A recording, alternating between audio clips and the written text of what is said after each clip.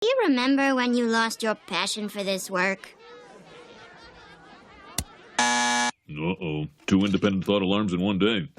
The students are overstimulated. Willie, remove all the colored chalk from the classrooms. I warned you! Didn't I warn you? That colored chalk was forged by Lucifer himself! I'm on the highway to hell! On the highway to hell! You know, like, I'm not even mad. If we get Ambrose versus Lesnar at Mania, I'm gonna be happy. As long as Ambrose got one of those stories, either Lesnar or the title going into Mania, I don't mind. But by the end of Raw, if he gets neither, I'm gonna fucking burn the shit. Okay, let's start with some Diva Tag action. Fucking right, NXT about to take over this whole fucking division. Good way to start the show. More of a statement of a match than a showcase. Love Sasha's new pop-up double knees to the shoulder move. Reminded me of Evan Bourne. See you ladies at Mania. Another match I'm looking forward to on that card. Owens vs Ziggler. It happened. Don't really know the difference between this match and the past matches we got from them.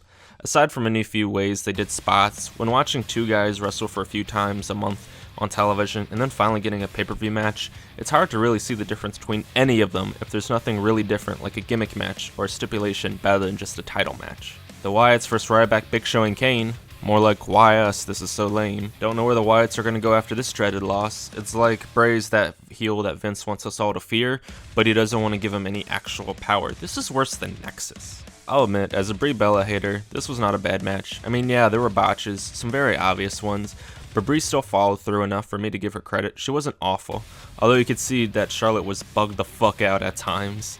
I guess my biggest gripe is still, would the referee stop letting Ric Flair do whatever the fuck he wants? Just kick this man out of the match. He's visibly interfering. This match should have ended in DQ, whatever. Just give me my triple threat at Mania and leave Ric Flair the fuck out of it. So then AJ Styles and Jericho had arguably the match of the night. And this match too had some noticeable botches. It had a few good things, a few bad things. The main good thing is that Styles won and Jericho helped get him over as a good wrestler. Worth the hype talk with all that comes with it. The main bad thing is that Jericho kicked out of a move that they were hyping as a scary finisher for weeks. Whatever. On average, single debut pay-per-view matches don't get too remembered within a year's time.